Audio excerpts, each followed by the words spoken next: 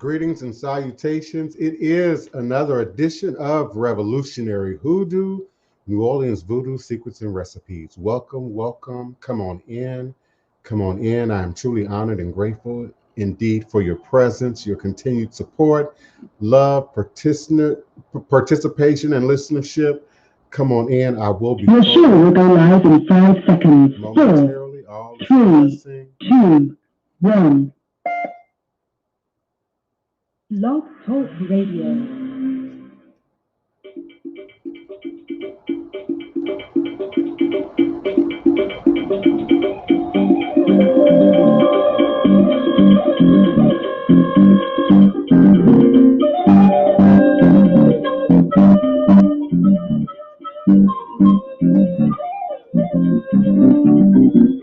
Welcome, welcome, welcome this Day of the Dead, this All Saints Day. Another opportunity for us to acknowledge indeed the illustrious ancestors. Come on in, welcome, welcome. Peace and love, joy and prosperity to one and all. Come on in. Greetings, Chef Bougie. Welcome, welcome, beloved. Come on in. I will be forward momentarily. Come on in. All is a blessing.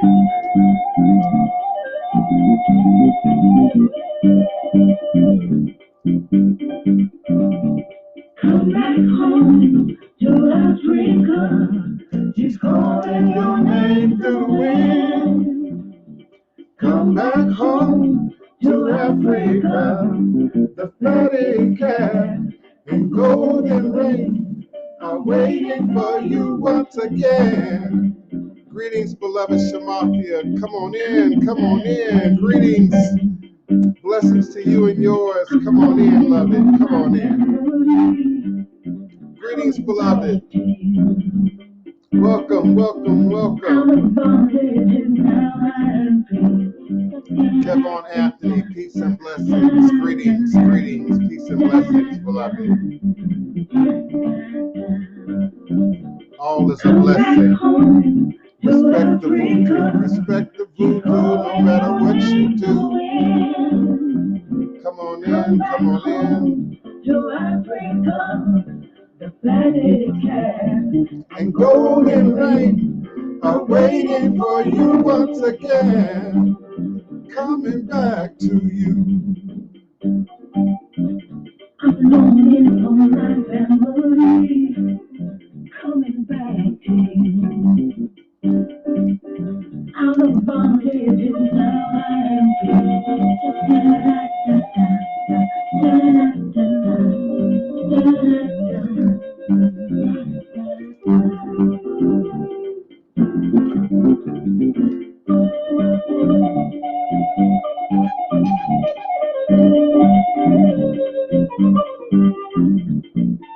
Yes, greetings, Nina Lloyd. Come on in, beloved. Welcome. Greetings, Craig Burns. Happy holidays, one and all. Come on in. Far out for life. Greetings. Come on in. The Infinite One lives. Indeed, she lives today. Yes. Come on in, beloved. All is a blessing. Yes. Iba Orisha, Motuba Orisha. Come on in. All is a blessing.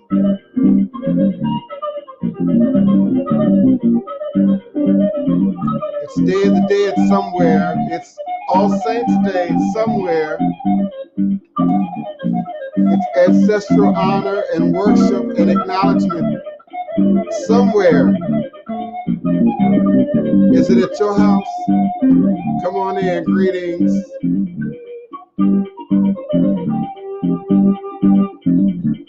Come back home.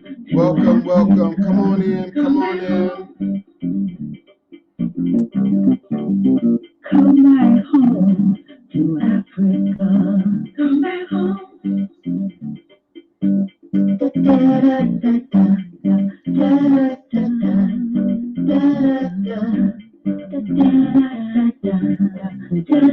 Greetings, Blog Talk Radio, area code 845-277-9143, 845-277-9143, 845-277-9143.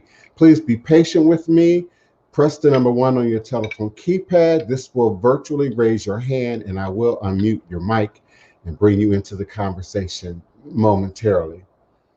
Indeed, it is in this day and in every day that we should, and indeed in my house, we do give honor and acknowledgement to the ancestors. It is the ancestors, the mighty shoulders of great ancestors, of whose shoulders we now stand upon, of whom our foundation is firmly planted within.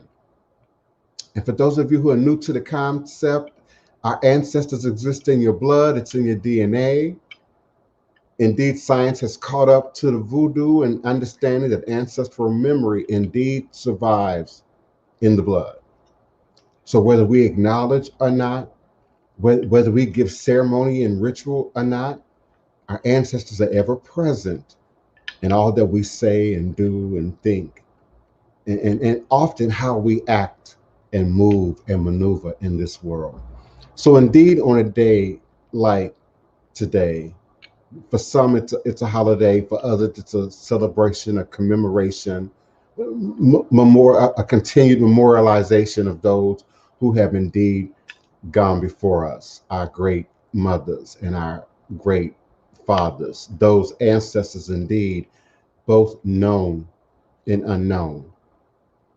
We should give them acknowledgement every day. We should give them acknowledgement, routinely, regularly, ritually, but indeed on a day like All Saints Day, on a day like the Day of the Dead, many of us are moving and operating in that energy that resides in that twilight world between this reality and the next, or this dimensional space and yet another. And so we keep our ancestors alive, as we always have, back to the ancient of times, by breathing their names, speaking their names, remembering the good times, remembering those memories that give us life, and sometimes remembering those moments that give us the lessons and that give us the wisdoms. Often we sort of conflict the relationship we have with relatives with how we acknowledge ancestors. It's a question that I'm often presented with routinely. How do I, address the mother, the father that, I don't have a relationship with, or I fell out with, or have a damaged and broken relationship with. And indeed, as a part of our healing, a part of our shadow work, a part of our therapeutic work, we at some point have to shine light into the darkest of our corners. But in just the conversation of ancestral work and divination, understand that we are speaking first to something that is innate and inherent in who we are. It's in our blood, it's in our DNA, it's in the very inner workings of our being, whether it be known or unknown. I'm often surprised and amazed at how much people resemble relatives that they have had no real life experience with. Children who get separated from the parent, the father, the mother, sometimes indeed the family, those who are adopted, who have little to no knowledge of their blood relations. And so it makes it that much trickier to distinguish sometimes what is indeed organic to our individual light, our individual personality, as opposed to that which we are still operating out of subconscious lack of awareness to our ancestral DNA chain, to our blood chain.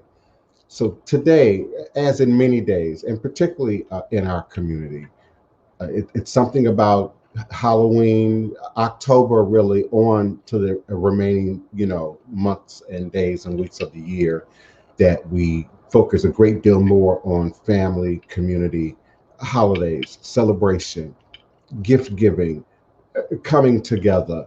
And depending on where you live in the world, Halloween is just the beginning of that for us here in New Orleans.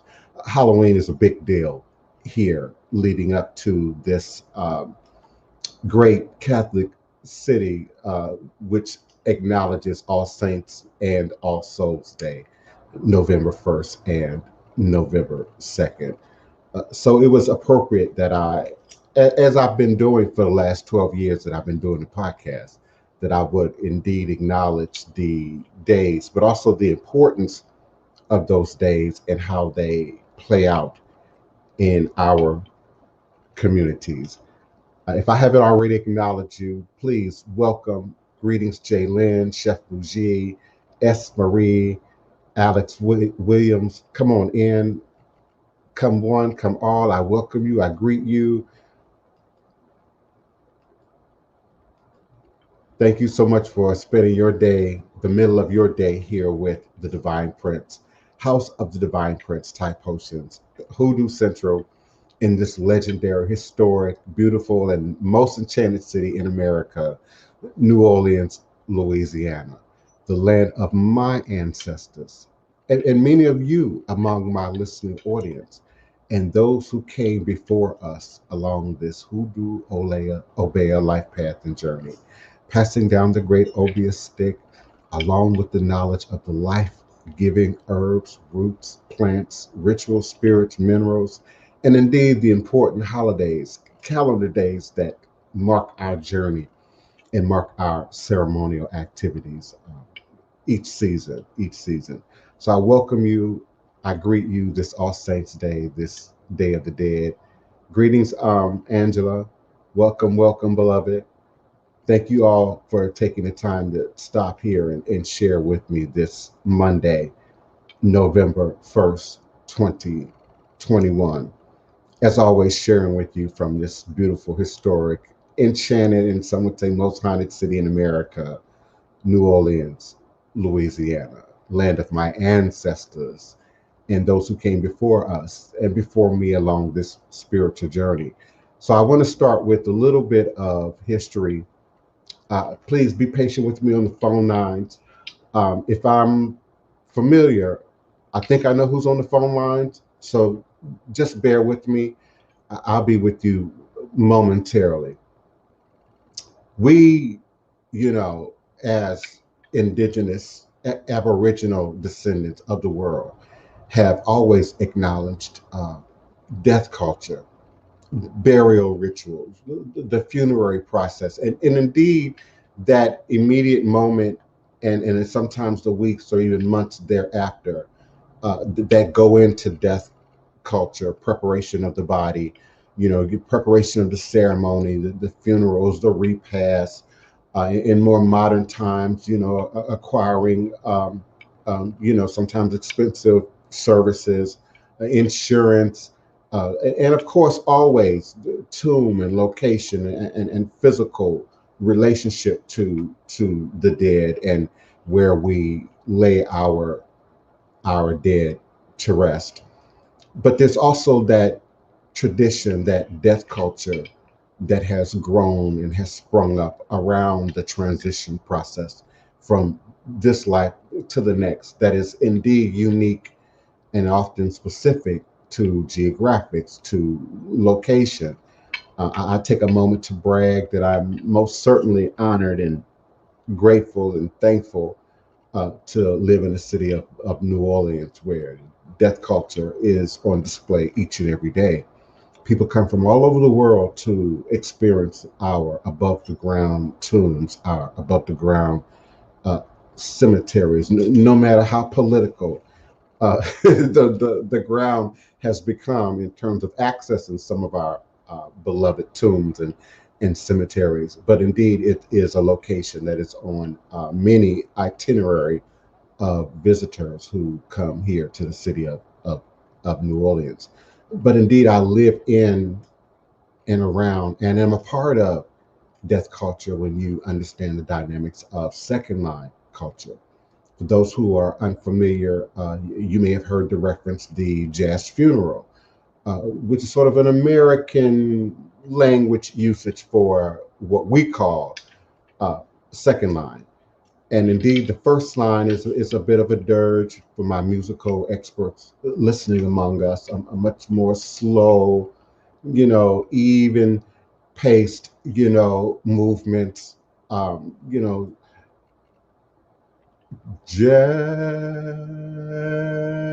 a closer walk with thee. It's much more slowed down, it's much more subdued, and the group, those who are participating in the funeral, sometimes the family, sometimes the casket, sometimes the funeral car itself, the horse-drawn carriage, is a part of, sort of the dirge. And then what follows that first line is what is more popularized as the second line, which is a more of the upbeat tempo, and your brass bands and your drums and people coming out, from their homes and from the community to acknowledge and honor, the person that's passed on, whether they know the individual or not, but to acknowledge the dead and the ancestors who indeed have and continue to pass on. And it's a tradition that's unique to Treme. It's unique to New Orleans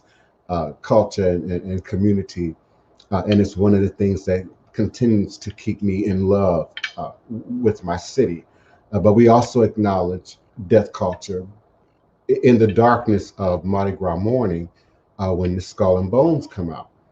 Some of you have heard me talk about the Skull and Bones. These are people in our community who mask as Skull and Bones, often in black, darked out suits, with skull and bone painted on, makeup, often a mask, and their goal is sort of twofold, often like the tricksters within our tradition, to teach and impart wisdom, but also to give a sense of a warning, to put a little bit of fear into those who would otherwise not be paying attention to sort of the realities and the weather, of life. And indeed, you could be next, which is a popular refrain that the Skull and Bones will shout at you on, Mardi Gras morning, in the darkness of Mardi Gras morning.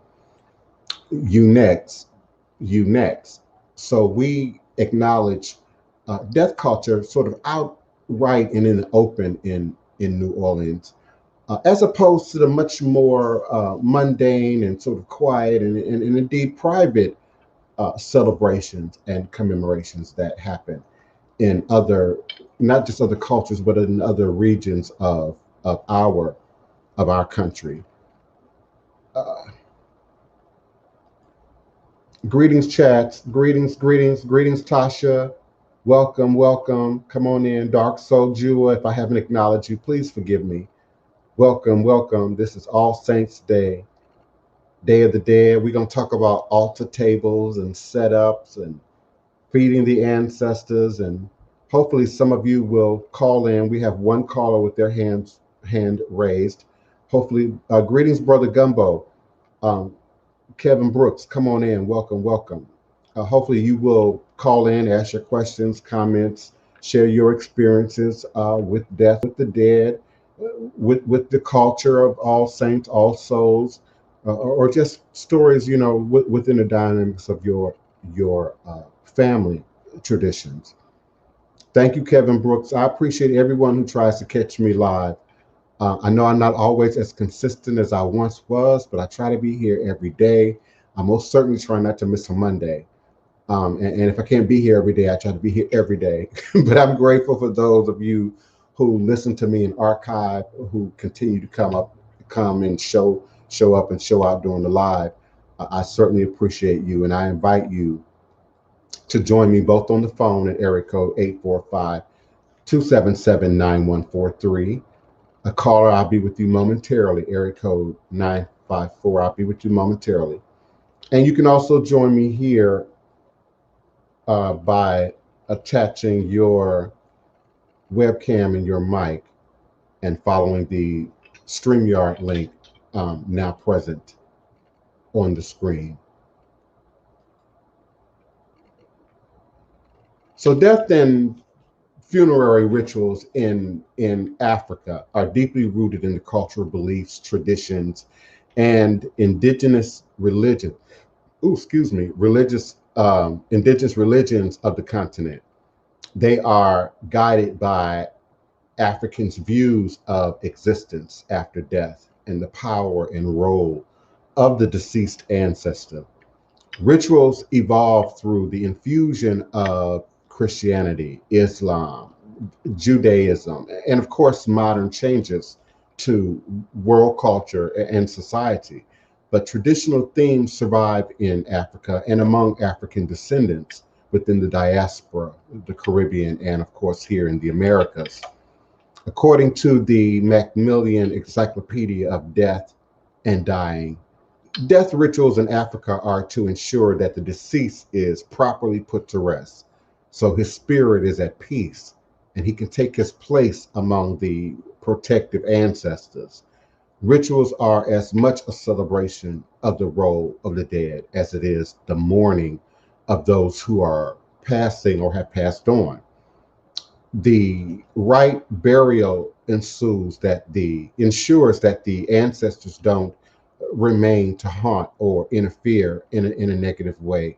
And we sort of see that as a spiritual demonstration, but understanding how ancestral memory survives in our blood, we can also now interpret that just a little bit more literally today, ensuring that the generational curse ends with us, whether it's in diet, whether it's in food choices, our attitude towards our health, our attitude towards our roles in the family as men and women, and indeed our attitude towards our commitment in our roles within the dynamics of the greater village. So, sort of the belief that we can, provide the right burial circumstance to not only send the soul off, into the next life at rest and at peace, but to prevent that soul from interfering in our waking, living existence in any way that we deem not healthy or not beneficial. This belief comes from a common African concept that life and death are indeed a continuum of existence, and with death seen as just another state of our being, just intra dimensional transition from one state of reality to another. And so in death, the whole person still exists, but now inhabits a spirit world, and he can be reincarnated sometimes into other people or several other people. And particularly when there is work said undone, left undone within the dynamics of a bloodline or a lineage. If the deceased is not buried correctly, or a person lived a life of dishonor, his ghost can remain as a part of the world of the living and wander around and cause harm. From a quantum metaphysical perspective, we know that all energy created at the Big Bang, created at the beginning of creation and existence, exists indeed for infinity. It's just recycled. It's just moved around a bit. So that energy has to go somewhere, has to be placated, appeased in some way, and then reintegrated into the cosmic balance of energy in a way that then shows up somewhere else in a beneficial manner. In addition, witches, sorcerers, and the undeserving may be denied a proper burial in many old world cultures and traditions, indigenous and aboriginal cultures and traditions. They are indeed denied that honor of being a part of the community of ancestors, a place highly valued in African culture and belief.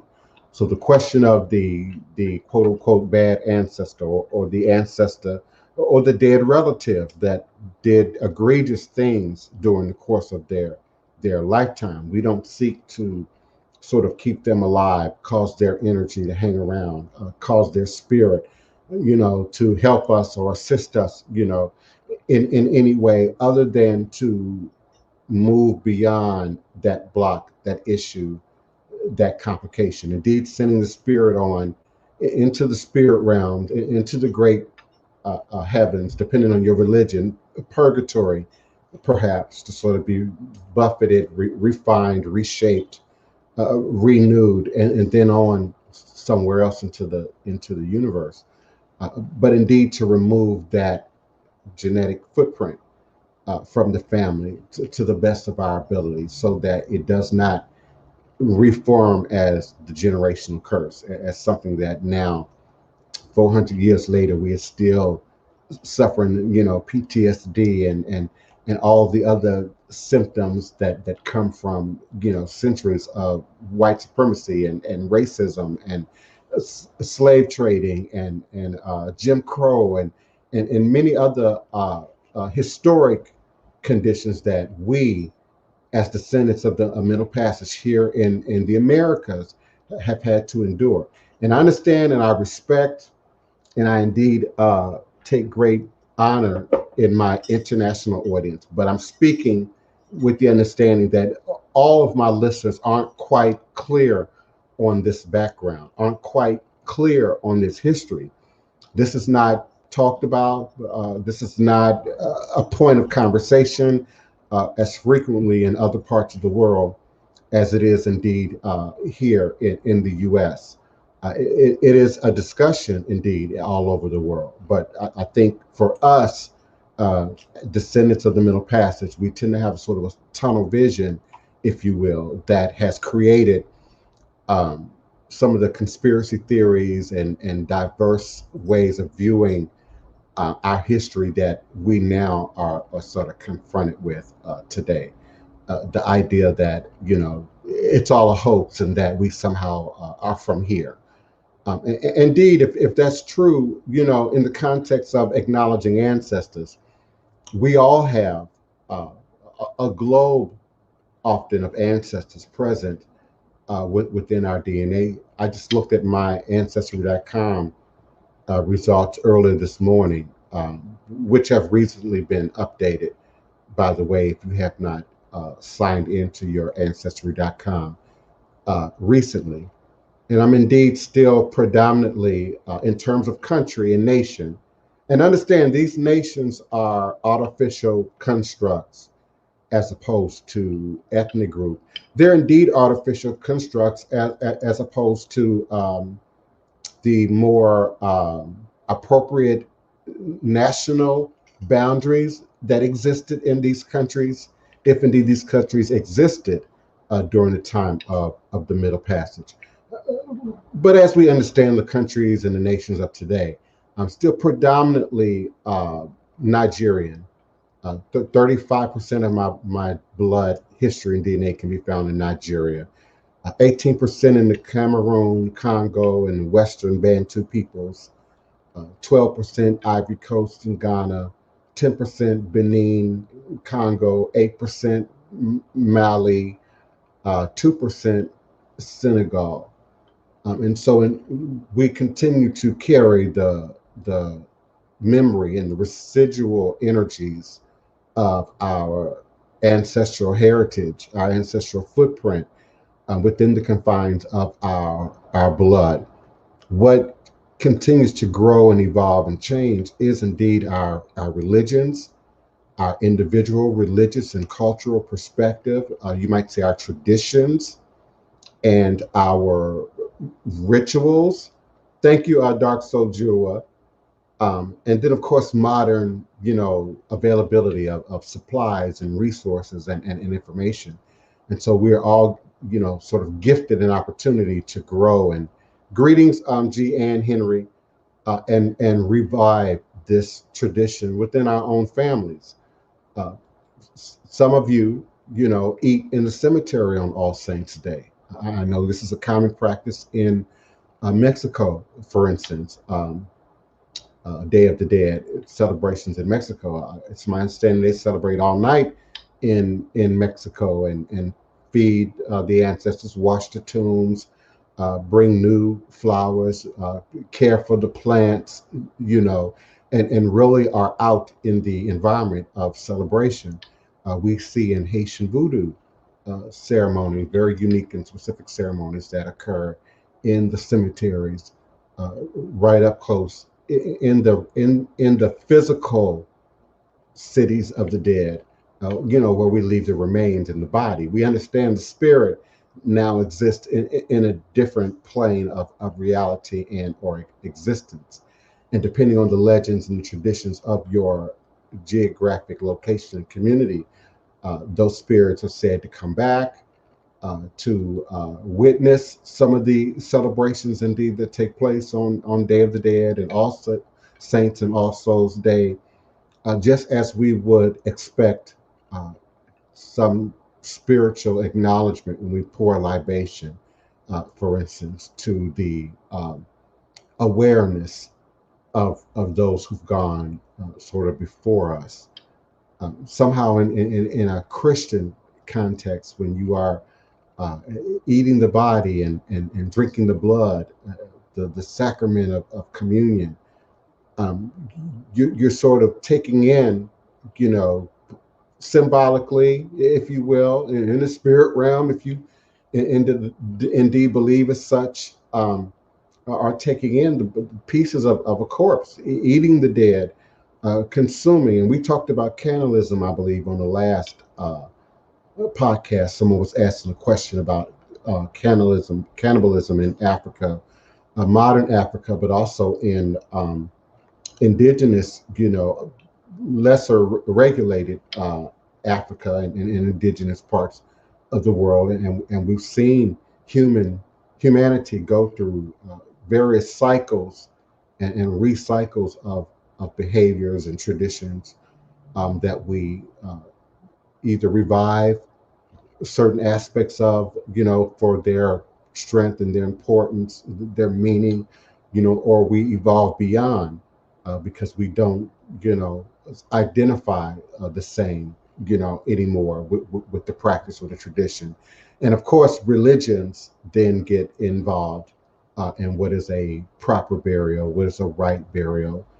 There's a Christian burial now, there's a Muslim or Islamic proper burial. There's a Judaic proper burial, and I perhaps expect as we continue to evolve as a country, as a society, as a people, we'll begin to see more Ifa specific burials, more burials here that resonate with the past. Um, I'm having flashes of Ghana right now with brightly colored, coffins shaped like animals and race cars and other whimsical, you know, characters. So the death culture continues to evolve as people continue to evolve, change, grow. And the place and the reverence that we give to the dead has everything to do with our education, our awareness, our exposure, our upbringing, but indeed our experience and what sort of response, what their cathartic, therapeutic, or even real world satisfaction do we gain from, continuing to acknowledge, continuing to remember. I offer that it's indeed a human condition, and we've been acknowledging the dead, the dying, and those who've passed on since time memorial, and have been making more permanent markers and demonstrations of that commitment as society continues to sort of move forward. I can't imagine, as we run out of land, as we continue to evolve a different way of looking at land, how the human body might be disposed of. Just that word, disposed of, moving forward, maybe even 100, 200, 500 years from now. In the vast continent of Africa, with its many countries and indigenous religions, the diverse ethnic groups or tribes have their variations of death rituals, even within a country. I often like to remind you there are over 200 ethnic groups just in the country of Nigeria, more than the Yoruba. It's more than the Yoruba, 200. However, there are some similarities in the basic themes because of shared traditional beliefs about the dead. and reverence for the ancestors. An outline of the South African Hausa tribe rituals from President Nelson Mandela's 2013 funeral illustrates some basic customs that are universal, if you will, to how we acknowledge the dead in the Pan African or even in the ATR, traditional African religious, spiritual adhering communities. African death rituals began by preparing the home soon after a person dies and receiving people who come to pay their respects to the dead. According to the Macmillan Encyclopedia of Death and Dying reference, home rituals often include turning all pictures to face the wall and covering all mirrors, windows, and reflective surfaces so the dead can't view themselves. This was a practice that was really common in the Deep South back in the day. You'd find fabric or cloth or black lace even, thrown over the mirrors and the reflective surfaces throughout the house to again prevent the newly dead who might otherwise have some conflict with just coming into the reality, the realization that they're now dead or on the other side, and might create some residual problem for the living. So they would cover up reflective surfaces and mirrors, and this is a practice that goes all the way back to and can still be found throughout the Pan-African communities globally. Removing the bed that the deceased person either passed in or slept in, holding vigils in the home where the whole community comes to pay respect and offer their condolences to the family. Today we call those repasts, we call them wakes. We have the family gatherings, globally, wherever you are in the world. It's a part of the universal uh, aspects of how we honor the dead. And indeed, something that can be seen in other ethnic groups and cultures, throughout the world, throughout the Aboriginal and indigenous world globally. In the period before the burial, when community mourners arrive at the home, there may be loud, distinctive crying.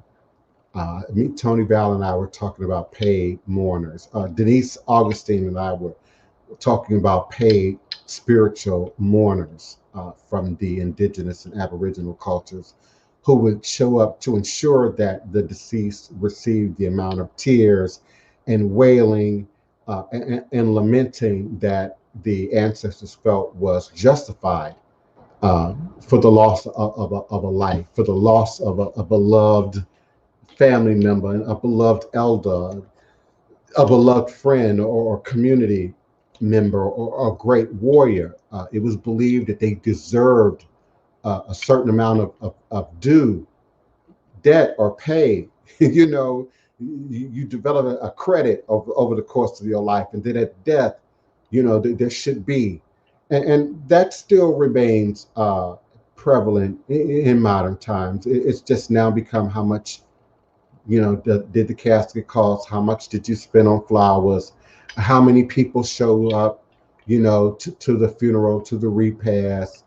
In some of the worst case scenarios, how much drama happens at the funeral? I can remember, unfortunately, back in Chicago, back in the 80s, early 90s, it was too uncommon to see and witness disturbances out at and in and near the funeral homes, often over, violence and family squabbles. But indeed, light energy, dark energy finds its way often into these ceremonies, these spaces of the dead. How many videos have we seen caskets being turned over? Mourners out of losing control of themselves. Except the modern day mourner is not necessarily getting food and grain and beer the way the paid mourners of Kemet in ancient Egypt and Nubia and Sudan may have received payment indeed for their mourning. And of course, they're the more professional hired death culture members. Your bands here in New Orleans, we have the brass band, so you pay your band.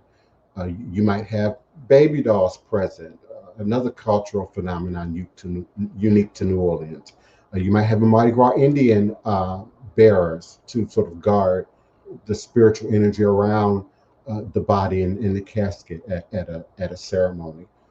There's the food components that are just as ancient in its diversity as it is modern and new, and what is available to us today in terms of not just what we consume in the celebration, the commemoration of the dead, but that which we feed the ancestors. In some traditions, it's pork. Pork is a staple for the feeding of the dead. And in other cultures or traditions, it might be, East African might be indeed a cow, the sacrificing of a cow. In some ceremonies, goat.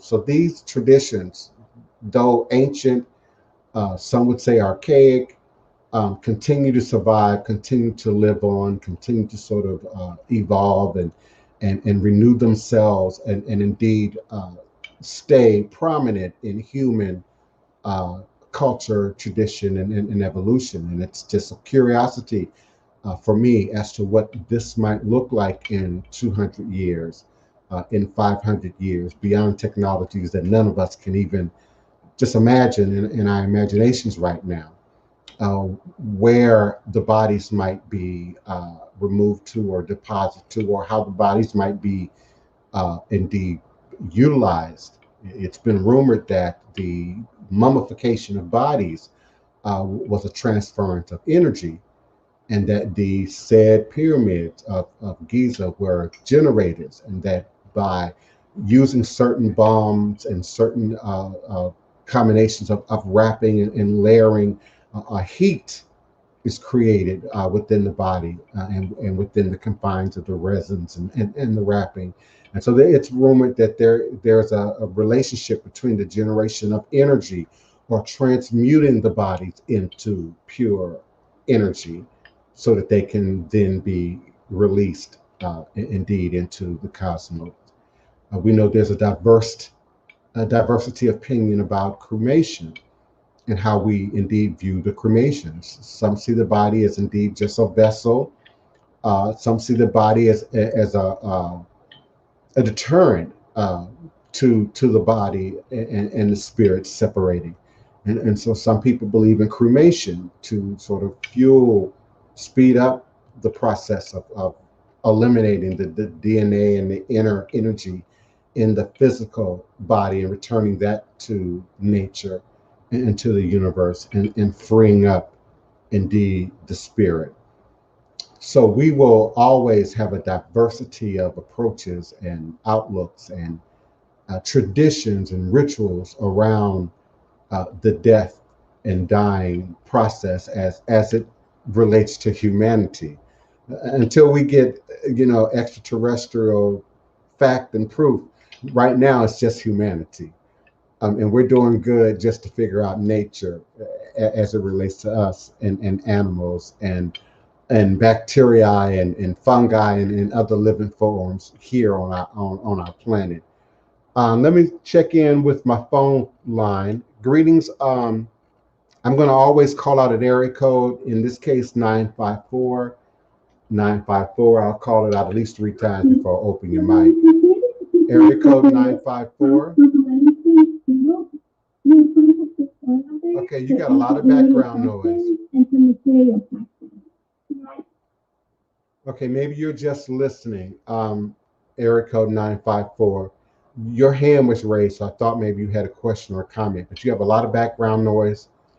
Maybe you're working it from home right now. I don't know, but I'll check back in with you indeed in a moment. Greetings, Teresa Harris, another one of my blood sisters. Hello, beloved. She and I look a lot alike, don't we? about the nose. Good afternoon, beloved. I'm proud of you as well. Our survivor, 9 lives. Girlfriend, you already know. Come on in. Thank you, and thank you for stopping by, Teresa, on this All Saints Day, this Day of the Dead, that are practiced among many people around the world, not just Africans and Voodoo, but the Catholics acknowledge All Saints Day. Many other cultures, practices, traditions acknowledge the dead. Uh, Halloween night, midnight, going into November 1st and November 2nd. And so we're sharing that a little bit today. And hopefully to get more of you to share your experiences with death culture. Dark Soul Jewel's mothers, Deep South, Louisiana, would cover their mirrors. The Infinite One lives was just saying we need more weeping Wandas. Yes, remember Wanda from Good Times? That was an appropriation, a synchronizing of death culture representation into pop culture TV. And so Wanda from Good Times, she was the one, those of you from our generation. If you're younger than us, you can always watch it, I think, on YouTube or Hulu or somewhere. Good Times, look for Weeping Wanda. She would always show up and cry no matter who died. It didn't matter if they was related to her. It didn't matter if she didn't know who they was. She was there. And she was a active living representative of deaf culture. And her job was to come and wail and to mourn. And she always dressed appropriately and had her handkerchief and her veiled, costuming. And, of course, there were perks to death culture mourners. Remember, in the ancient world, they were fed, they were paid. So Wanda always ate the food. She always discussed the delicacies of the food that were available. Remember, there was an abundance of pickled pig feet, of which she was thrilled at James's funeral. Of course, there's the exchanging of liquor and libations, which has taken on, pop cultural nuances, but continues to be a real thing that we do and acknowledge in ATR. And that is indeed the pouring of libation, water libation, but also the offering of liquor, rum, and various forms of liquors, depending on region, and of course purpose, But we can see, liquor not only being a part of death culture, the funeral, the repast, the coming together of the family and the community, but also the libation, the ceremony, the ritual, the acknowledgement that the spirit lived on beyond the body. I just had a flash of truth. The baptism as we know it is sort of a form of a libation, sort of acknowledging a life, except you're just dipped in the water. And in the cases of infants in the Catholic version, you sprinkle, with the water, connecting us to that, understanding the power of water. No life survives, without the water. But the liquor, in the case of your sacrament, it's the wine representing the blood, sort of reminds us of the fire and the strength and the challenge, and in some cases the flavors, of the realities of life and our realities. All life deserves to be indeed acknowledged, but in the modern context, it's now often contingent on: does the family have insurance? Do the deceased have income? Are there revenues to bury?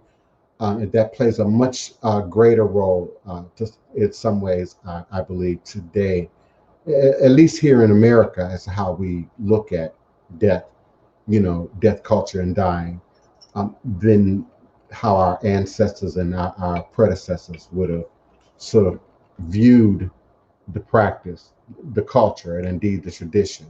There's a popular photograph, The Infinite One Lives. I'm sure you've seen it, of uh, paid mourners in Egypt. Women, long hair, white garments, white veils, with their hands, in sort of that mourning position, and they were representative of paid mourners. Yeah, how they died. The weeping wonders would always ask how they die. Did they suffer? Was it sudden? you know, how many children did they have? Yeah, I know a weeping wonder personally. And because my whole community is watching right now, I won't call her by name, but some of y'all know exactly who she is. In fact, she wouldn't care if I called her name. Y'all know Merlene Weeping Wanda. Merlene is our local version of Weeping Wanda. And Merlene gonna be at every possible second line, every possible death culture event. Uh, she's going to know about it. She's going to participate in it. She's going to have somebody, one of her 77 first cousins that's related to them. She's going to have all the details. That's interesting, the Goddess Initiative. Candle magic. I see that. Yeah. Greetings, Ms. Diva One from Tampa. Greetings, beloved. Welcome. Come on in. Craig Burns says burial has become less usual in the UK. People are going for cremation mainly. Okay, that's interesting. It's odd because we only burnt witches in the past. Yeah, that's a cultural dichotomy for sure. But I wonder if that is sort of a hint at where we're going. Indeed, we run out of space. There's some shocking things I could tell you about, St. Louis Cemetery #1, for instance. But I won't do it. I'll save that for the qualified badge wearing tour guide to sort of shock and amaze you with that. But you would be surprised. I will say, you'd be surprised the number of bodies um, present in an above ground tomb here, that have sort of passed through or have sort of gone through that process. So yeah, I'm not surprised that cremation has become sort of almost a national norm in that case. Craig Burns. Yeah, and more of a disposal of the body. The Yeah, because the acknowledgement of the life in that case, as I can only use my imagination, would have to be more conscious, more deliberate, and would involve, the family, the living loved ones or persons, that the deceased left behind, and their degree of commitment to preparing a ceremony, maybe having a hall, cooking food, travel expenses. So I would be curious to see, sort of a scientific survey on that and exactly what has led up to that transition in the UK, and if we indeed will see more of that here in the West, in America, in the Catholic community, in the Protestant community, in the religious communities that up until this point, held a great deal in having a body entombed in a coffin, in the ground or in a stone tomb location. We saw that change and transform over time in ancient Egypt. So certainly it would change and transform in time in sort of this modern Babylon. It would certainly change and transform. We could look at places maybe like India, even where cremation is the norm there. But we also know that they put a whole lot on ancestral acknowledgement, ancestral ritual and ceremony. For all my godchildren and in some cases even my clients, I know you all's ancestral shrines are just overloaded today on this All Saints Day of the Dead. Okay, Dark Soul Jew. See, but you are local, so I know you know what I'm talking. I know you know what I'm talking about, but I'm gonna save that for Denise Augustine and some of our other local historians and tour guides who are supporters of my show. Let them tell that, you know, when people come in town and take their little venture. Now, I will get a little shady if you all don't mind. Um, you know, St. Louis Cemetery #1, or so I've heard. So it's rumored is removing Marie Laveau from the narrative altogether. Altogether.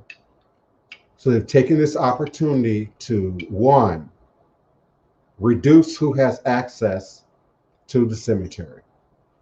First, it was the pandemic. Some would say there were other factors that came into play. But first, it was the cemeteries were shut, Catholic cemeteries. And I'm speaking specifically of St. Louis Cemetery #1, Marie Laveau.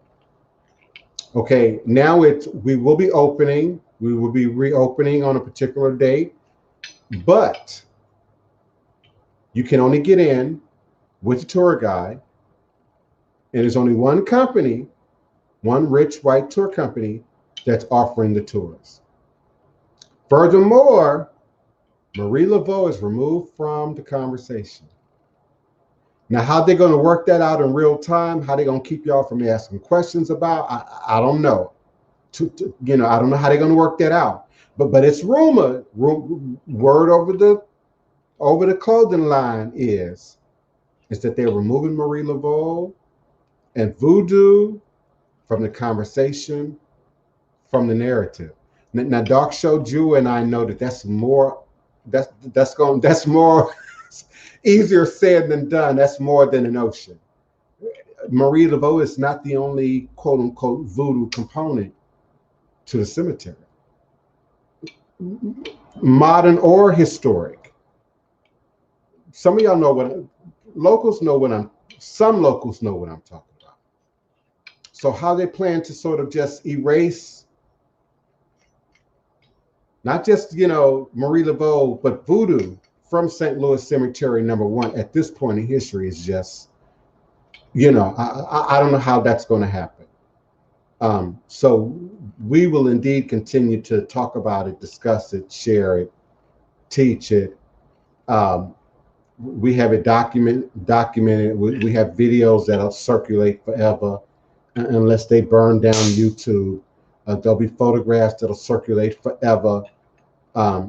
Many worldwide tourists, visitors, you know, have well documented the Voodoo and the Marie Laveau and the Dr. John stories and the many other stories of Voodoo that have been sort of discussed in that cemetery.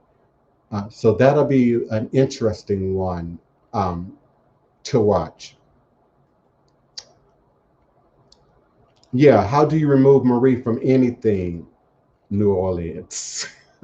And certainly the Voodoo for that matter. And let's be clear, you know, this Voodoo here in this house is not contingent on Marie Laveau. It doesn't require Marie Laveau's story to really even be relevant. The Voodoo was here since the first ship that arrived with our ancestors from the Bight of Benin. 190 years before, some say 100 years before the Haitian Revolution, which didn't bring in a whole bunch more Voodoo, but forced what Voodoo was here and the Voodoo coming in to go deep, deep underground,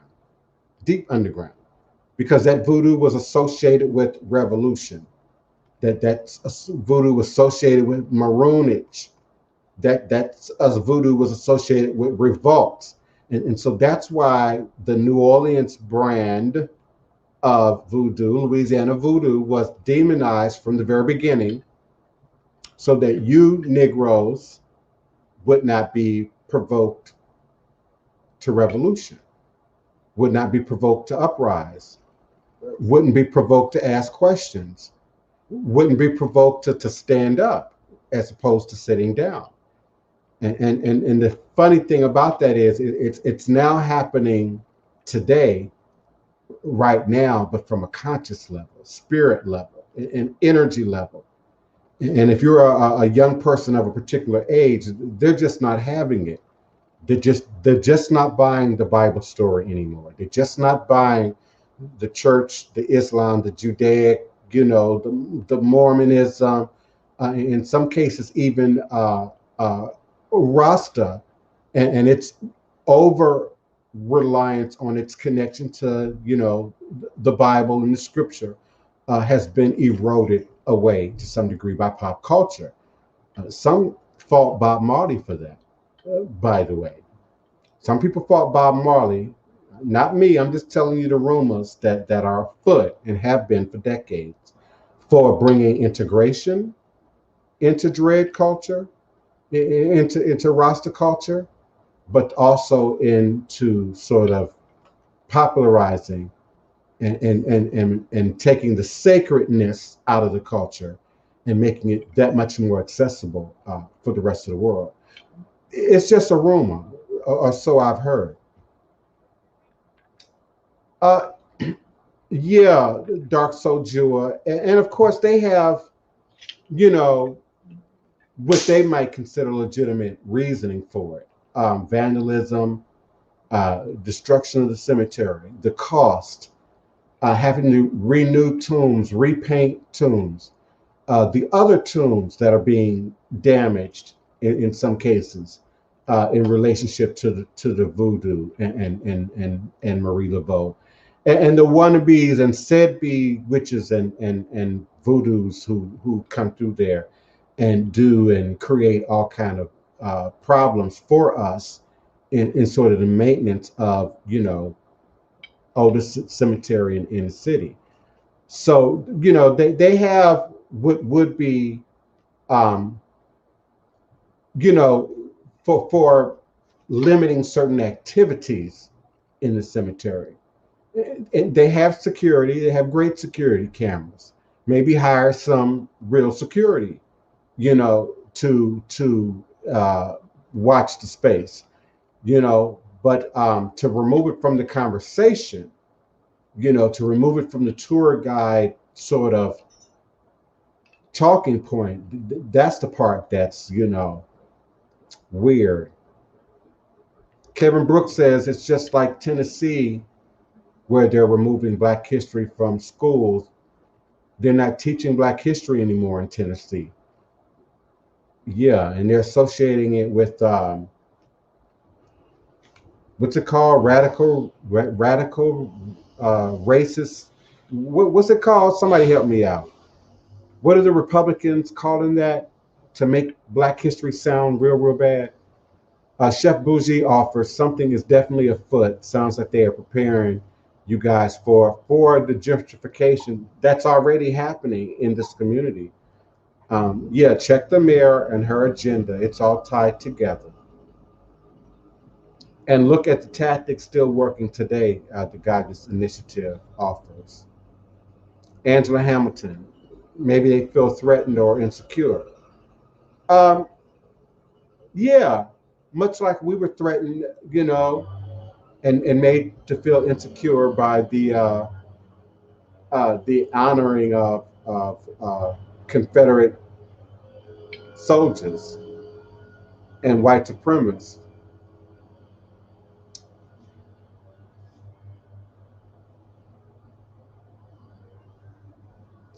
Yeah, well, the Goddess Initiative, I also think it has to do with timing of the year, decades that we were born in, history.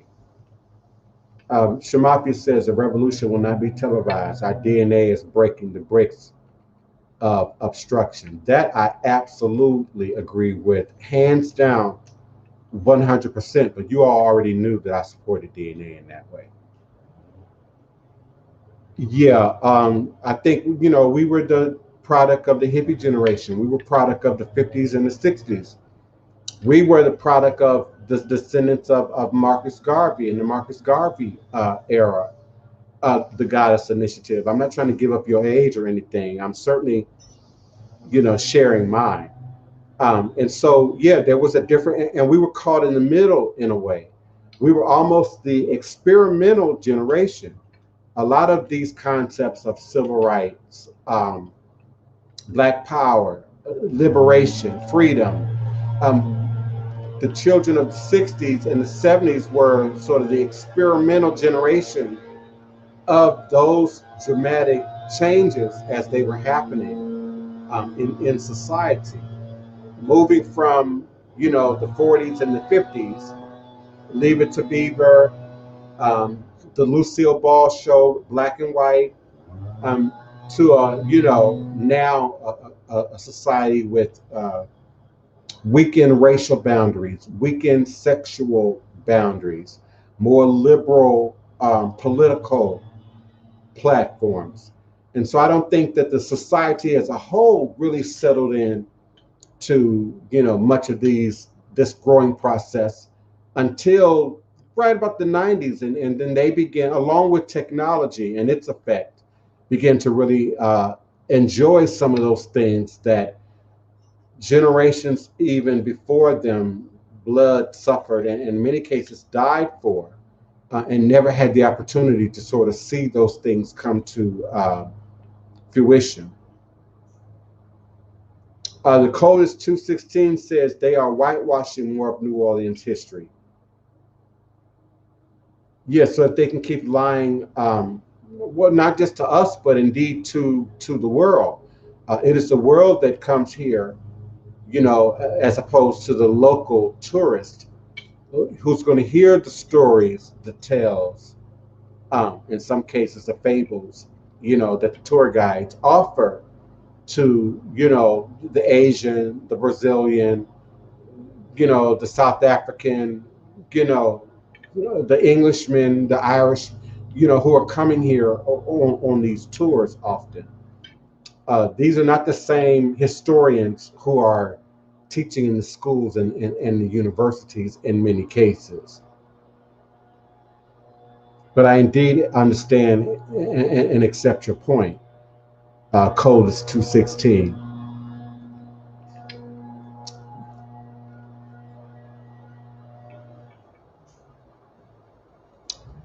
Craig Burns offers that the pagan movement has become the spiritual outlet for lots of people in the UK. Christians and Islam still a strong influence on many. Yeah, and I like your word usage, that the pagan movement. There's so many movements I think happening simultaneously here in the U.S. So I don't know if we have one word for it, one sort of phraseology for it. I know within our community, I often speak of the Orisha romance, but there's many other things happening. There's a large segment of our community that's just absolutely obsessed with Western astrology, you know, and we see that every day, all day in Twitter, which seems to be a favorite platform for some reason for Black astrologers in the social media platform. And the Goddess Initiative says, was Black history really ever in schools? I offer that it is as unique and individual as the teacher, the educator, I'll say revolutionary, who's willing to take the risk. Often what happens is it's not because it's the platform, Goddess Initiative. It's often not because the school says it's the curriculum. And I could be speaking over generations right now because maybe teachers don't have the same degree of control over their curriculums today as my mother did in the 60s and the 70s and the 80s, where in my memory, teachers created their own curriculum. Now it had to be approved or disapproved by your school board, but teachers in the 60s or 70s, 80s created their own sort of curriculum. Now I can imagine that has changed in the last 20, maybe 30 years to some degree because of other influences, political, religious, governmental influence on what can and cannot be read, cyber book burning, virtual book burning, what can or cannot be talked about, critical race theory. That's what I was trying to say earlier. Now we have this language, critical race theory. So is the Black history being done away with because of that? So back to Goddess Initiative's question, my mother and many other educators that I'm aware of took great risk, sometimes to their job, to their career, to their pension, to their health, the psychological warfare, stress, in taking the risk of teaching authentic Black and African history. Even in the university level, where Pan-African history is indeed taught, African history is indeed taught. When we look at the background, the history and experience of the teachers and the educators who are doing that work, they're still, even today, and probably even more so today, greatly challenged. Now that, all it takes is one video and what you said is in the World Wide Web, or one upload and what you shared in class as book material or text material, visual material is now, out in the stratospheres of the internet. So they may be even under a great deal more pressure today, in terms of teaching Black history in schools, particularly in public schools, and to what degree of detail they're able to safely go into. Greetings, beloved Rollins. Welcome, welcome. Come on in. Peace and blessings. Thank you so much for always keeping up with us. I'll be glad when you give us an update about these trucks and why so many stores in certain regions are experiencing these empty shelves. We know you have the inside scoop, Rollins.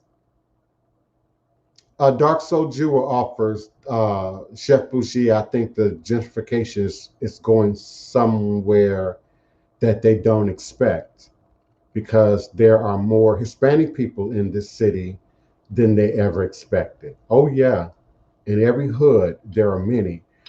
Yes, and as someone who, born in Chicago, grew up in the DMV, have lived in every major city in America almost, I've seen a pattern. Just like I saw gentrification, white flight, that's a pattern. Starting in what, the 60s, the 50s, the 60s, when Blacks started, becoming greater homeowners. And so I've seen certain patterns sort of repeat themselves, over time, sometimes over time, and then often over region. Yeah. And so when we look at jobs, for instance, construction, who's looking at who's getting construction work and where? Beyond that of the quote unquote white community. And that's where you're seeing a greater footprint of what you are suggesting, Dark Soul Joy. Absolutely. Because they didn't have a wife, they have a family, they have children, they have relatives. They often may start singularly, but often don't stay singularly at all, and grow in community and resources wherever they land. So we're absolutely seeing sort of an explosion in certain ethnic Hispanic communities here in New Orleans, that you did not see before Hurricane Katrina even.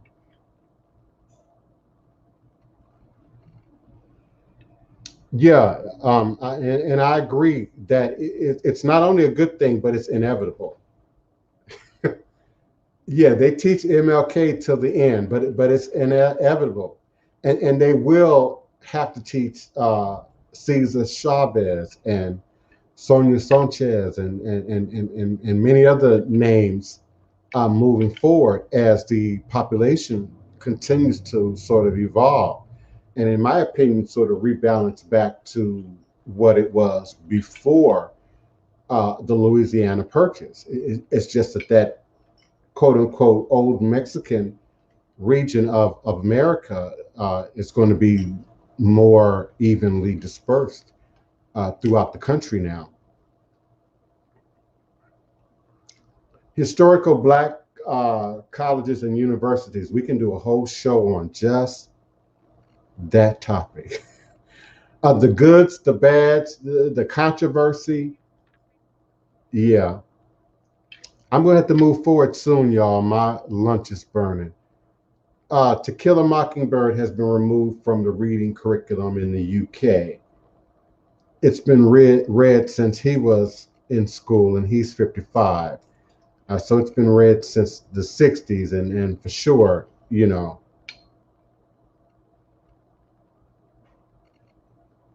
Yeah, they removed Tom Sawyer from public schools here in America, primarily for the usage of the word nigga, but also for other cultural references and nuances around race that are deemed politically incorrect today. I hear you, Kevin Brooks. All of our ages are being told today. All of us are showing up on radar right now.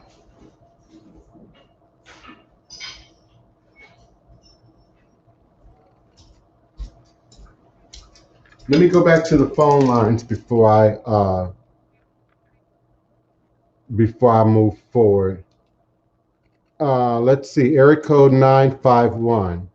Area code 951. Greetings, area code 951. Who's calling and where are you calling from? Greetings, Neophyte Okor. Oh, okay. Balance. It's been a long time since I called in. I've been having my hands completely full. But I heard you when you said you wanted to get an update.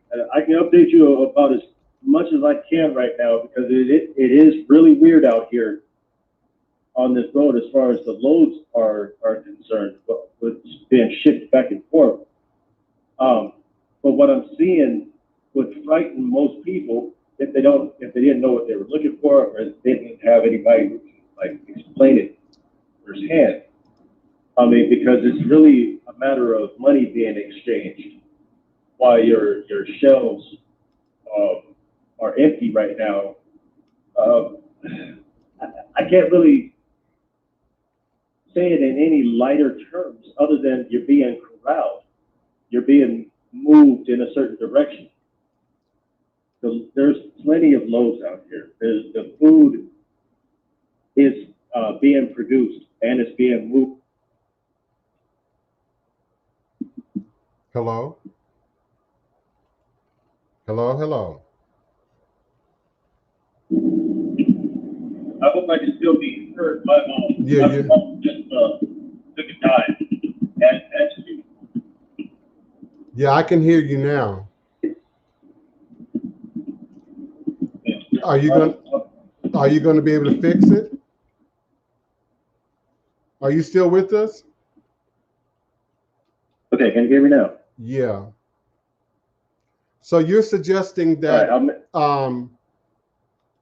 as far as you're concerned, from transportation, nothing seems out of the ordinary to you? nothing. Nothing's really out of the ordinary at all as far as transporting the goods and to the warehouses. Matter of fact, I'm on my way now to pick up the one thing that we keep seeming to have a shortage of, and that is chicken. We've had a shortage on chicken in the market, in the marketplace. We've had a shortage of beef. I just transported a load of beef amongst many other trucks It didn't seem like anything was short. The only thing that seemed out of place was the precautions that they're taking when the products are coming in and going out, going to their respective businesses where they'll be processed in, like, say, your fast foods, and going to the different stores. Now, all of these companies, like, say, Costco and Walmart, things of that nature, they have a policy in place, and they've always had this policy, to where if your load is late, you have a fee that you have to pay. If you're late, if you're early, you have a fee that you have to pay. You have no other option other than to be on time. There's the flooding of the transportation department, the commercial industry, with new drivers that just can't necessarily make their loads on time, is contributing to why we're short. A lot of new drivers out here, and they're getting accustomed to these policies, these fees, and these load denials. Costco has a very bad habit of denying loads that are an hour late, a half hour late. Okay, so hold on. So when you say, you know, the new drivers, that does suggest that there's some truth in the reports that are suggesting that the problem is as DP said, logistics, and they just don't have enough people. They're suggesting there just aren't enough people who are willing to take these jobs, or who are already trained and ready to go in terms of taking these jobs. I would say the only real contributing factor is the fact that there's a lack of training. But that doesn't explain how many drivers are actually being introduced. There's plenty of drivers. Well, hold on. Training. Hold on. Hold on for a second. Okay, I'm going to say we, even though I am not going to use her name right now. But we all know someone on the West Coast who works in shipping and receiving, we'll say, and right now she can't get truckers. She can't get drivers. She's desperate for drivers. Like, if you're willing to go to California right now. The West Coast is particularly northern west coast area, and northern Midwest to northeast. Drivers just don't want to go up there. So there's a lot of drivers, but they don't want to go to these areas that are either A, high risk for virus and whatnot, or they don't know how to drive in the weather conditions, and they know that this weather is about to act up. This weather we know is getting ready to. We've already experienced dumping of snow, the really bad storms rolling through, and if you got a lot of new drivers, they're not going to know how to perform in these conditions. So flat out, drivers are afraid to go to these places, and their companies are accommodating them. But that means that there's nobody to pick up in those areas anymore. And Chef Bougie, and Chef Boo says also, should we be worried about them trying to pass legislation to allow 18-year-olds the ability to get a CDL, and they're going to be driving an 80,000-pound vehicle? Now it's already been legal for 18-year-olds to drive. They just can't go international. They can't go across state lines. They can be in the state. They just can't go across the state lines. You have to be 21 and older for that, because you have alcohol. You have alcohol licenses that you have to get in order to transport certain loads. And it's a requirement across state lines. Every state has a different alcohol, I guess you would say, age, Set of laws. age of maturity. Yeah, I understand what you're trying to say. Yeah. I get it. Yeah, I do. Yeah. And you know, Chef Bougie, I say you're letting them go to, you know, to war. We letting them, you know, Yeah. carry heavy, you know, heavy artillery and machinery. So You're letting 12-year-olds choose their sexuality. You might as well go ahead and give them more rights. So I'm not for it. It's weird. You put a rifle in their hands, but they can't buy alcohol. Okay, got it. Sure. yeah. And Chef Bougie is also speaking to the infrastructure, which I'm very familiar with. I mean, the roads, the bridges, the overpasses, the East Coast, you know, Philly, certain New York, New Jersey, certain parts of Baltimore, you know, certain parts of DC even that have not been, you know, renewed or modernized, are just not prepared for the amount of weight and traffic demand that is being put on these streets. I know just here at the crossroads where I live, my entire house shakes at a certain time of morning. And I know it's because those, you know, Pepsi trucks, beer trucks, you know, water trucks are rolling through that intersection. My whole house shakes. Yeah. And you get weight limits on a lot of roads and whatnot. But when gentrification comes into your neighborhood, they also kick out the trucks as well. Now, it's already a Spartan lifestyle. We live pretty hard out here on the road, and there's few places that we can go and be comfortable. But when we have to deliver into the city and whatnot that has noise ordinance, and we get cited for having vehicles that are either A, too loud, or B, too wide, it discourages a lot of drivers from even bothering wanting to take loads into that area. So it's a perfect storm kind of situation. I can't really go too far into that. I mean, every state has its own form of gentrification, but it's gentrification nonetheless.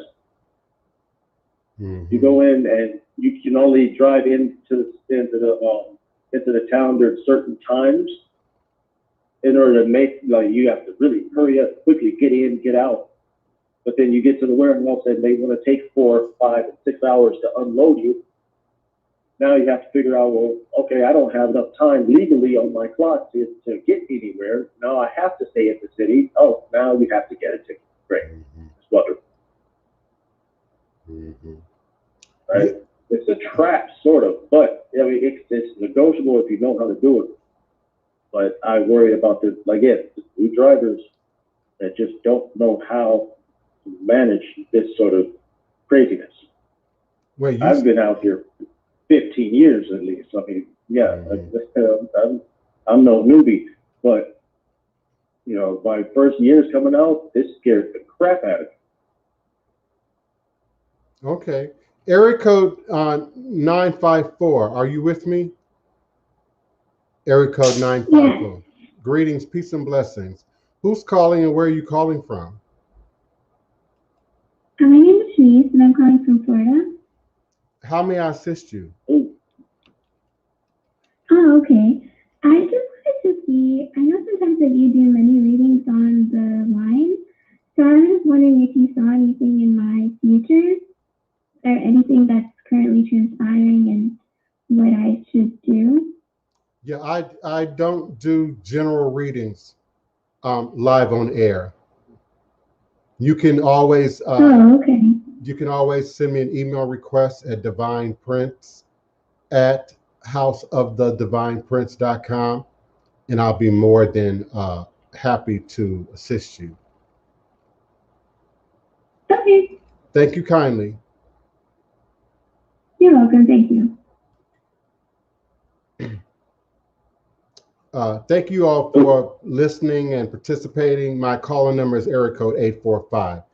277-9143, 845-277-9143. When you're ready with your question, comment, or request, please press the number 1 on your telephone keypad. I'll be more than happy to unmute your mic and bring you into the conversation. We indeed are acknowledging All Saints Day, All Souls Day, the Day of the Dead, and all of its applications throughout the ATR, the Pan-African world community. But we were just taking a moment to acknowledge one of our regular co-hosts, not Chef Bougie, Rollins, and Neophyte Bokur. Many of you know him as Neophyte Bokur. In terms of, just what's happening in the reality of our stores. Many of you are shopping, and it's suggested that you be shopping for Christmas and Thanksgiving and New Year's right now, considering the availability of certain products, that are on the shelves. So I certainly wanted to check in with you about that. And the price of meat for those meat eaters out there just seem to keep going up to just in a ridiculous amount. So when we think about, ancestral acknowledgement in a time where we could have run out to the yard to grab a chicken, many of you now can't and don't have that luxury just to feed your own families, just to feed your own households. So it's important that we, where we can, and to the best of our ability, recreate not just the practices and the ritual and, and traditions, but the lifestyle and the access and availability to the resources that go along with the lifestyle, that come along with it, so that we can feed ourselves. Go ahead, Rollins. All right. Yeah. I mean, I can't agree more. But about trying to get an understanding of what's going on, the warehouses are just not pushing out the products to the stores. The line of trucks are still out there. The line of trucks are still bringing in, despite the adversities and the hardships. We're still out here. We're all the drivers still out here facing adversity every day. The pandemic didn't stop no truck drivers, if you've noticed. We've been out here front and center, face to face, COVID or not, making sure that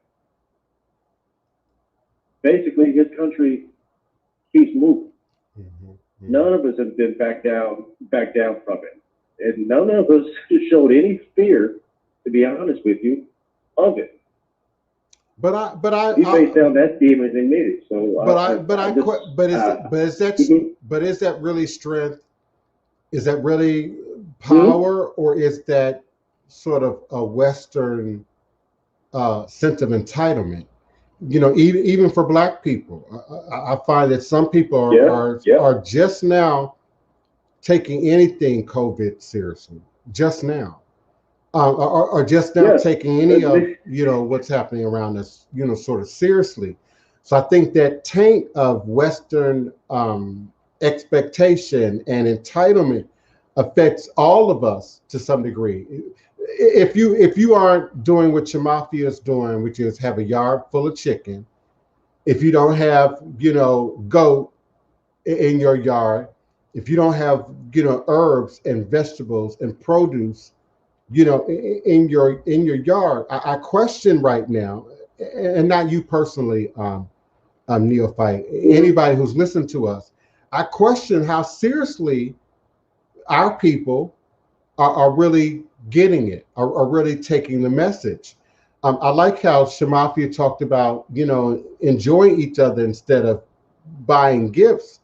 That's not very far removed from me saying, we're buying candles from the Botanica, you're getting herbal, products from your GNC, but we're not growing these things, sharing these things, accessing these things, among ourselves. So we're codependent on you as an 18-wheeler to get our food to the big box stores, to get our supplies from location, to location.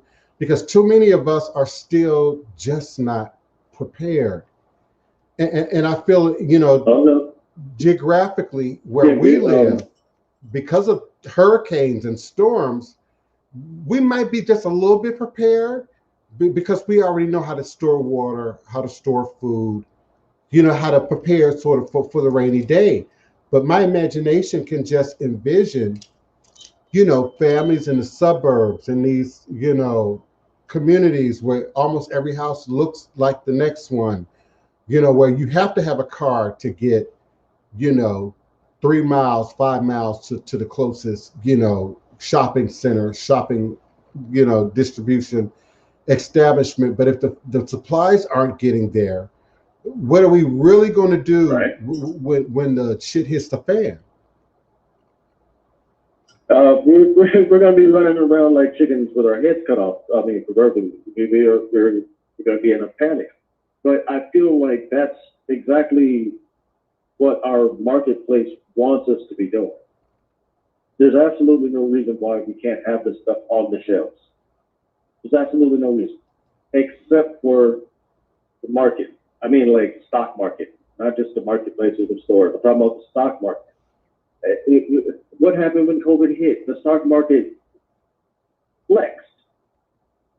Rather than taking a huge dive, it seemed to have flexed its actual muscle. And people with fat wallets and huge bank accounts took notice of that. And the greed set in. And I feel like where the drivers are going shows exactly that kind of manipulation and that kind of control. That just it seems to be veiled, like behind a shadow wall or something. Like you can't really see it. It looks like conspiracy or something. But now there's no veil. Now you can see it for yourself. The internet allows people to jump into the stock market, with no experience at all, and actually do well.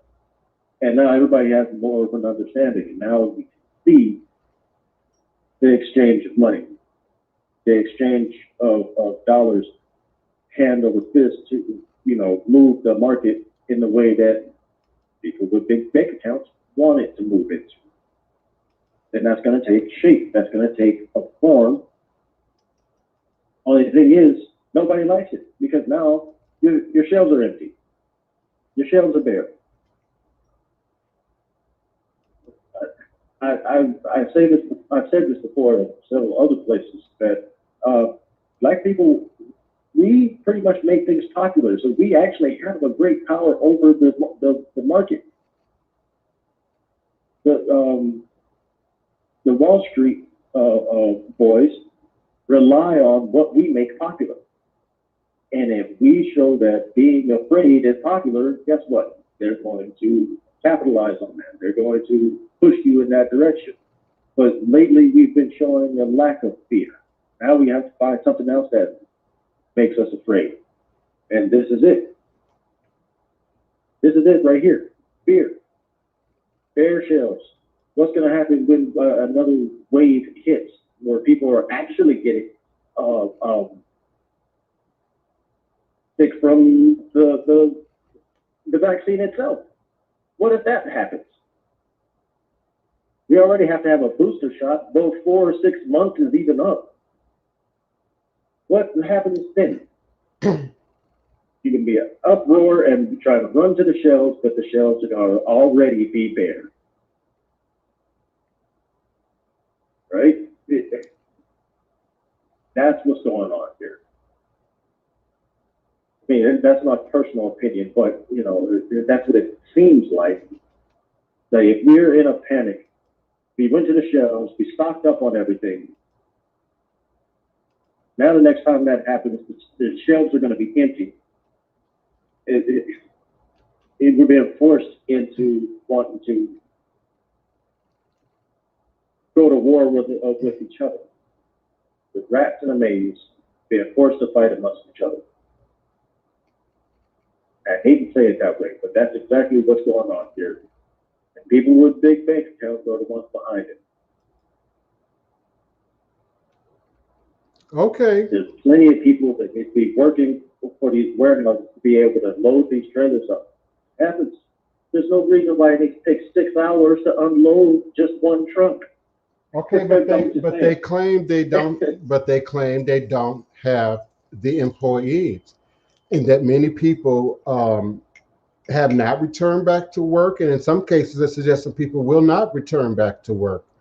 Now that we've sort of gone through, 2 years of the pandemic, me and Denise talk about this a lot. I think you have some people who didn't realize that they were slaves, didn't understand to what degree that they were slaves until the pandemic. Right. And certainly those people are looking for other options or are not returning to work, altogether. But I don't know if that's the case across, industries. Right. Amazon, primary example. Who do you think is loading the trailers on their end? Fewer and fewer people are actually loading the trailers, and more machines are loading the trailers. It's less and less people loading the trailers right now with Amazon than people are really. I can't put it in better words. Let me say it like this. People are afraid to go back to work. Well, guess what? They don't care if you're afraid to go back to work because they have a machine that loads the trailer that takes your place. It's already done. That right there is completed.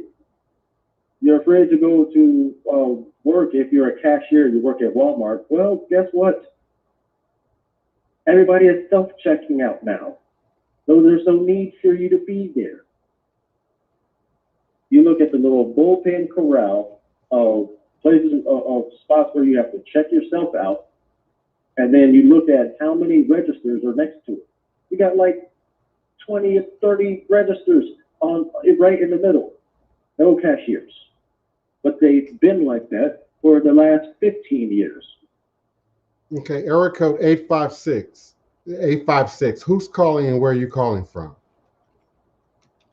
Hey, this is Chef Fuji. How you doing? Okay, all is a blessing. Yourself? Yeah, the problem with the 18-year-old that's driving is not everybody knows this, but when you take your CDL test, you go to driving school to learn how to pass the test. You don't go to school to learn how to be a driver. So when you get into actual conditions, you're going to make mistakes. And some of the freight that you haul, you can't afford to make a mistake. And you can't really be out in the public around people, because if you've ever seen, I've always seen young, experienced drivers drive and ride right up on the tail bumper of a person that's in traffic. And you can't do that because you don't have the same stopping distance that they do. You don't have the same maneuverability that they do. But that comes with time, experience, being exposed to certain situations that you got out of, and that's how that happens. Now, I haul gasoline. Now, if I stop hauling gasoline, then all the rest of those truckers out there, I haul gasoline, I haul diesel. If us diesel guys stop hauling, then everybody else stops, because there's nothing for you to use to transport. You don't have any fuel. So that's a problem too. And then getting into the petroleum business, hauling fuel, is a very critical job, because first of all, you can be drug tested at any time. So you first have to realize and understand that you can't do any drugs whatsoever. You can't smoke weed. You can't even rub yourself with CBD oil, because you can be stopped at any time. You can be drug tested at any time. Your TWIC card, you have to have that because you're hauling hazmat. You have to be fingerprinted to haul hazmat. You have to be fingerprinted to get a TWIC card. So all of those things, if you're a young man and you got a few blemishes on your back, on your record, you're not going to get in the door. Those are facts. But I find it strange, though, about the CBD and the THC marijuana usage, where most states legalized it to a certain degree. They legalized it to a certain degree to where now you got CBD that is actually sold in the truck stops, but yet it's still technically federally illegal. Like, is that a trap? Am I missing something here? But no, that's exactly it. It's a trap. Because at any time, if the first time that young person goes out there and gets into a really bad accident and they got marijuana in their system, the lawsuits are coming. Well, yeah, lawsuits are going to come if you sneeze the wrong way. I mean, Mothers Against Truck Drivers have been going after trucks for a long time. But again, that depends on the state you're in. Be ranting again. But I find it very strange, especially when I look at the advertisements for the CBD, how they're advertised, what companies are well paid or have pockets deep enough to be able to afford these advertisements and to be able to fit the bill to be quote unquote legal, right? And then I look at, well, here we go again, conspiracy. Black people who have been pretty much in this industry before it was legal and still kind of suffering from not being able to cash in on these advances. It kind of going off into another tangent, like another branch of the conversation, but it still comes back down to whether or not is it trap, who's capitalizing on it, who suffers from it. Right, but that's just CBD. I mean, trying to stay on subject but isn't that the case? We're going to have another shortage. We just had a salmonella outbreak for onions, but it's very, very particular onions. Very particular onions couldn't hit the shelves, right? It seemed like the only onions that couldn't, that had this salmonella were the ones that were coming from south of the border. Magically, they are the only onions that have salmonella. The ones that are not labeled, the ones that are pre-packaged, the ones that are kind of pre-bagged. Again, very interesting that just those onions are the ones that you have to worry about. They're harder to keep track of. You talk about things being harder to keep track of. I mean, there are aspects to what you are saying, as well as, what's being talked about right now in the chat in relation to the vaccine, or to not vax. There's a great deal of manipulation that is happening in terms of numbers and how numbers are perceived and viewed, and particularly within our community, who has been the victims of miseducation, misrepresentation, COINTELPRO, for generations. But somehow we believe, and particularly right now in 2021, that we're the smartest and most detail-oriented that we somehow have ever been. And I'm suggesting it's just, a symptom of having a cheap device. It's just a symptom of everybody has access to Google, Bing, search. Well, let me look that up. Well, let me research that.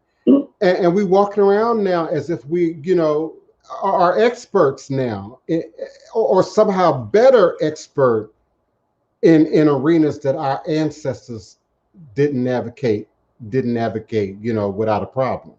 Our grandparents, often who were very uneducated, couldn't read in many cases, but managed to navigate the pandemics and the propagandas and what's being said, on TV or in the pop culture, versus what we say in our community, and then being able to weigh that, sort of against the truth.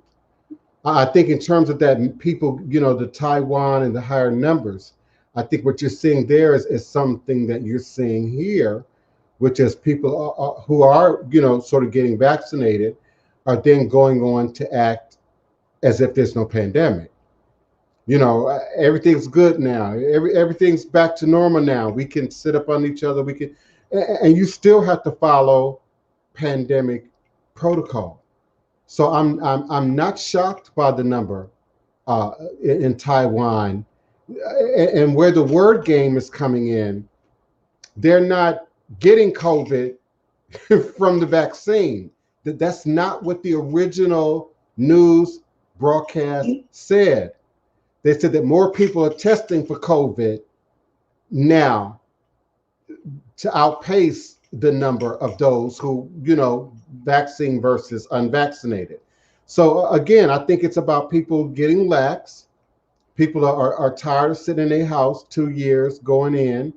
People's whole lifestyles have changed, because of the pandemic. And so, we were looking for, particularly in the West, the quick bullet, and so many people treat the vaccine as if it somehow was and is the quick bullet. And why aren't we seeing the same sort of numbers happening in Africa? I check into All Africa every morning, and they have their own special COVID, 19 pandemic unit, which, if you remember, they already had a way of tracking Ebola and other, diseases and outbreaks in Africa over the entire, continent. And you're not seeing those numbers being sort of mirrored there. You are seeing those numbers being mirrored in some more localized European regions. Again, where I think people are tend to be a little bit more lax in the notion that, okay, I got the vaccine, so now I don't have to wear a mask. Now I can, do my normal, activity. And I think that has been further confused by all the mixed messages that we get from the CDC, from the government, from the president, from your radio, the TV, your newspaper, and so it's real easy for us, I believe, in this day of information and knowledge, to give in or be exposed more to the conspiracy theory than even our ancient ancestors may have without any technology at all, where they were super reliant on word of mouth and people's ability to sort of repeat a story, as accurately as possible, without entirely destroying, the original message. I'm taken aback by people who don't watch TV, who don't read the news, who don't listen to the radio, but claim to know so much more about politics or the vaccine or daily happenings than, those of us who really go out of our way to sort of keep up to date, on what's happening. So I appreciate you all in your commentary and your opinions and the like. Are you all still with me on Blog Talk Radio? Yes. Oh, okay. Yeah. Yeah, Shamafia, we should be building our immune systems no matter what. But again, I think that's the kind of information that's just popularized right now. It's trending: vegan, vegetarian, immune system. We'll say since the day of Dr. Sebi, that language is just as sort of popularized, as almost anything else that's discussed in social media that gets any strong ratings: sex, relationships, politics, etc. But again, I don't think when we think of our ancestors, our great grandparents, and I know some of y'all are young, so I need to say great grandparents. Maybe it's just a sort of dated past the 60s, but it's just language that we say, that we use now, that we're all exposed to every day in your Twitter stream or in your email, news stream. Uh, but our ancestors, our grandparents, our elders who didn't have technology, who necessarily didn't have TV, for instance, if we go back to before the 50s, didn't have TV, but only had radio, only heard the advertisements, the news, what was, talked and discussed. How did they manage to survive and raise generations after them to survive in this world with all of its parables, without all that propaganda? That brings to mind, strangely enough, Aunt Julia Brown. Aunt Julia Brown, her story kind of speaks on that, consequences of not having or not getting the message, basically. Right? I mean, you had a train that basically passed through that area. And if I'm not mistaken, Black folks like to drop off newspapers when they get a chance, right? In a certain areas. Like we didn't have access to that stuff because we weren't allowed to. And then we had our own newspapers that weren't being distributed as well. So, we had to make do. We had to hustle. Mm-hmm, mm-hmm. And then they would drop off newspapers in those areas. Commonly would do that. Now, I'm just thinking, if that was going on, and that just so happened to not reach its destination before it got there, but not everybody was paying attention to the message that was in the newspaper about the storm coming in, whereas Aunt Julia Brown had an ear to the ground, knowing what was going on, was trying to, deliver a message to folks, but they weren't hearing it because they had certain things ways that they felt about her in the first place when they shouldn't have. They had a certain amount of missed the message entirely. I agree, and I think the opportunities for that are even greater today. Because of social media, because of TikTok and Instagram. I think the opportunities for the last part you said, people having some kind of feeling about you or the information or what's being said, I think are greater today.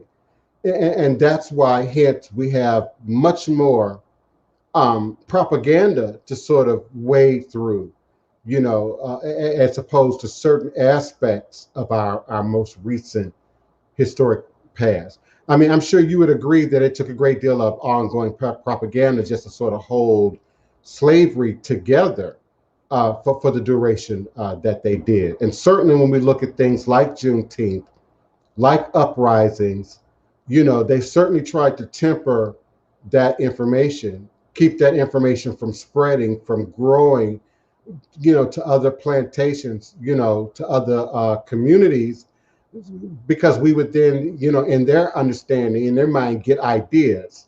We would then be encouraged to take risks that we otherwise would not, sort of be exposed to. But today, now with the internet, not only are people sort of speaking, to real questions and concerns, but people's very imaginations and fantasies and inner horrors and inner nightmares are sort of being acted out, in social media. You can always find someone else who's just as depraved as you. You can always find someone else who's looking for just as deep of, depth of information as you are. You can always find someone else that's looking for the newest song, the newest music, the newest, recipe. But it opens the gate to us now being manipulated from outside our community. Everything is not what it appears to be online, obviously. I shared a post in my Instagram the other day about a black bodysuit.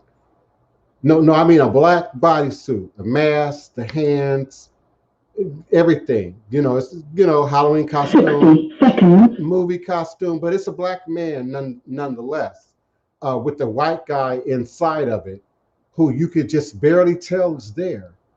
He doesn't have makeup on underneath, so you do see just a little bit of white, his skin showing through the eyes of the mask. He held his arm up in the video, and so you can see this upper part where the glove ends, and then the rest of his skin begins. That's the only way you could really tell, that there's a white guy in this black bodysuit. So the point I'm making is, with virtual reality, AI, hell, just good old trickery, faking, and hacking, we now are much more open to accepting and receiving information from outside of our community that has not been tested, that has not been vetted with this modern technology than I'm offering 100 years ago, where you would have had to trust the neighbor, the family member, your sister who overheard Miss Nellie telling so-and-so the truth about something, and that information being protected, to today, people setting up to deceive you, setting up whole profiles, whole identities, whole news outlets, whole websites, primarily with the design to hoodwink you. And so I think that the level of propaganda, the level of conspiracy theory, is just at an all-time high. And I think it will, I don't know about in our lifetime, but certainly as technology continues to move forward, it's going to reach a boiling point. It will burn itself out at some point. And so we're either then going to not believe, just like TV, we're either then going to not believe anything that we read, see, or experience, in the internet, or we're going to have, which the latter I think is a more likely. We will have developed a greater sense of sort of gatekeepers, even automated ones perhaps, to help us, sort of weed through the propaganda. We certainly want to do it for ourselves. Thank you, Rollins. I'm going to be wrapping up. Thank you. We certainly want to do better job at sort of critiquing information for ourselves. We don't want to leave it in the hands of Facebook, Mark Zuckerberg, Instagram, to come up with a new algorithm, some new technology, that to help validate, what we say or what we do or what we post. So there will have to be an element of that's going to come from the very belly of the community itself, in terms of how we judge information that we see and receive. Even when we're looking at ritual and ceremony, that the books are a dime a dozen. I don't know if they cost a dime anymore, but the books are a dime a dozen. The authors are a dime a dozen. The content for all manner of witchery and spell work, and how to set up an altar and how to set up a shrine, is just as generic, as comic books once were, before they, fell by the wayside and moved on to a better degree of technology. So I'm going to move forward. I'm certainly grateful for those of you who stuck with me for the 2 hours. I certainly look forward to meeting you here again at high noon, U.S. Central Standard Time, on both StreamYard and Blog Talk Radio, and all the social media outlets that can hear and see and view me at this time. Thank you, Chef Bougie and Rollins, for calling in and participating. Please indeed enjoy your family, enjoy the rest of your ancestral acknowledgement, the rest of your All Saints and All Soul, the rest of your Day of the Dead. Please take that time to spend with your family and with your ancestors, both living and on the other side. And I look forward to connecting with you here again at high noon, U.S. Central Standard Time. All is truly and indeed a blessing. Ashe, Ashe, all that Ashe.